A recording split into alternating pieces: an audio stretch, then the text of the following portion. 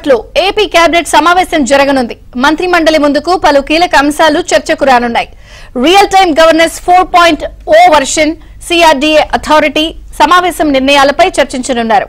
Kakinada port ద్వారా అక్రమంగా ration బియ్యం తరలిపోవడంపై కేబినెట్ లో డిప్యూటీ సీఎం పవన్ కళ్యాణ్ ప్రస్తావించే అవకాశం ఉంది. ఇక ఏపీ కేబినెట్ పలు కీలక నిర్ణయాలు తీసుకోనున్నట్లు తెలుస్తోంది.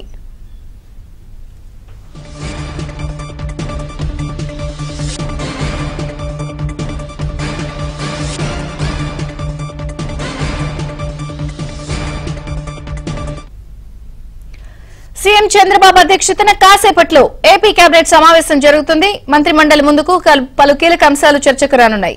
మరిన్ని వివరాలు ఏపీ సచివాలయం దగ్గర మా ప్రతినిధి సత్య సిద్ధంగా ఉన్నారు. సత్య,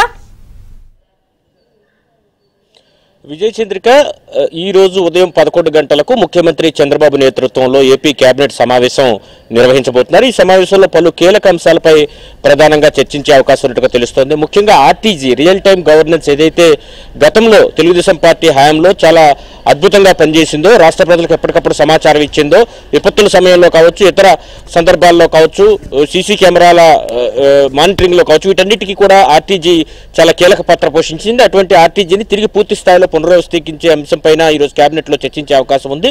దీంతో పాటు ఆర్టీజీ వెర్షన్ 4.0 ని తీసుకురావాలని నిర్ణయించారు. దానికి సంబంధించి కూడా ఈరోజు కేబినెట్ లో చర్చ జరిగే అవకాశం ఉంది. దీంతో పాటు సిఆర్డీఏ అథారిటీలో నిన్న 23 అంశాలకు సంబంధించి కీలక నిర్ణయం తీసుకున్నారు. 23 అంశాలకు సంబంధించి రాజధాని ప్రాంతంలో జరగాల్సిన పనులు, వాటికి కేటాయించే నిధులపైన నిర్ణయం తీసుకున్నారు. దీనికి సంబంధించి ఈరోజు కేబినెట్ లో ఆమోద ముద్ర వేయబోతున్నారు. వీటితో పాటు కాకినాడ పోర్టు ద్వారా రేషన్ పీడీఎస్ బియ్యం అక్రమ రవాణా అయిపోతుంది. ఆఫ్రికా దేశాలకు రవాణా చేసేస్తున్నారు. అటు పేదలకు ఇటు ప్రభుత్వానికి ఉపయోగపడకుండా మధ్య దళారీలు దీనివల్ల వేల కోట్లు సంపాదించేస్తున్నారని డిప్యూటీ సీఎం ఏదైతే ఆరోపణ చేస్తున్నారో దాని మీద ఈరోజు కేబినెట్ లో కూడా చర్చించే అవకాశం ఉంది. దీని మీద ప్రత్యేకంగా నిన్న ముఖ్యమంత్రితో కూడా ఆయన సమావేశమై ఈ అంశాలన్నీ కూడా పూర్తిగా ఆయన వివరించడం జరిగింది. తర్వాత పోర్టుకు సంబంధించి ఒక ఐపీఎస్ అధికారిని నియమించాలని కూడా నిర్ణయించారు.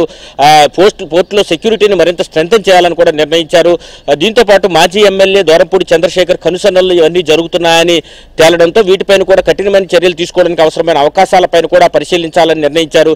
ఇవి అన్ని అంశాలు కూడా ఈ రోజు డిప్యూటీ సీఎం కేబినెట్ లో లేవనెత్తే అవకాశం ఉంది. దీనిపైన మాట్లాడే అవకాశాలు అయితే ఎక్కువగా కనిపిస్తున్నాయి. అటు నిన్న దీనికి సంబంధించి మంత్రివర్గ ఉపసంఘం నాదెండ్ల మనోహర్ నేతృత్వంలో అటు పోర్టు అధికారులను, మారిటైమ్ బోర్డు అధికారులను పిలిపించి మరీ పోలీసులను పిలిపించి మరీ కఠినంగా వ్యవహరించాలని ఆదేశాలు జారీ చేసిన పరిస్థితుల్లో ఈ అంశం ఈ రోజు కేబినెట్ లో చాలా హాట్ టాపిక్ గా మారే అవకాశం ఉంది.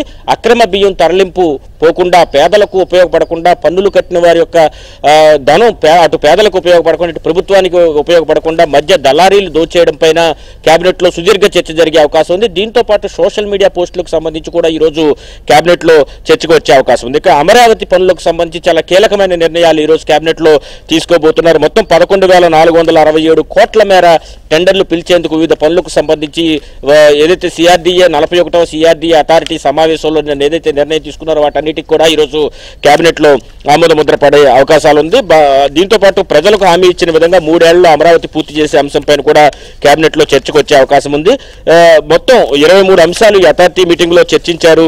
దీనికి సంబంధించి 360 కిలోమీటర్ల ట్రంక్ రోడ్లు 2,498 కోట్ల కేటాయింపు, వరద నివారణకు 1,585 కోట్లు, కొండవీటి, పాలవాగు, గ్రావిటీ కెనాల్, అదేవిధంగా రిజర్వాయర్ల ఏర్పాటుకు సంబంధించి నిధులను వెచ్చించాలని నిర్ణయించారు. Gazetted, non gazetted, class 4 all India services అధికారుల భవనాల కోసం 3,523 కోట్లు కేటాయిస్తూ నిన్న ఏదైతే అథారిటీ సమావేశంలో నిర్ణయం తీసుకున్నారో దానికి ఈరోజు కేబినెట్ ఆమోద ముద్ర వేయబోతుంది. రైతులకు ఇచ్చినటువంటి రిటర్నబుల్ ఫ్లాట్స్ సంబంధించి 3,850 కోట్ల రూపాయలతో మౌలిక వస్తువులు కల్పించే విషయం పైన కూడా ఈ రోజు కేబినెట్ లో చర్చించి ఆమోద ముద్ర వేయబోతున్నారు. వీటితో పాటు హ్యాపీ నెస్ట్ ప్రాజెక్ట్ గతంలో ఎంతో ప్రతిష్టాత్మకంగా తీసుకున్నారో మొత్తం 1,200 ప్లాట్లు అమ్మితే దాంట్లో 1,150కి పైగా ప్లాట్లు కేవలం గంట వ్యవధిలోనే అమ్ముడిపోయినప్పటికీ కూడా గత జగన్ సర్కార్ దీని మీద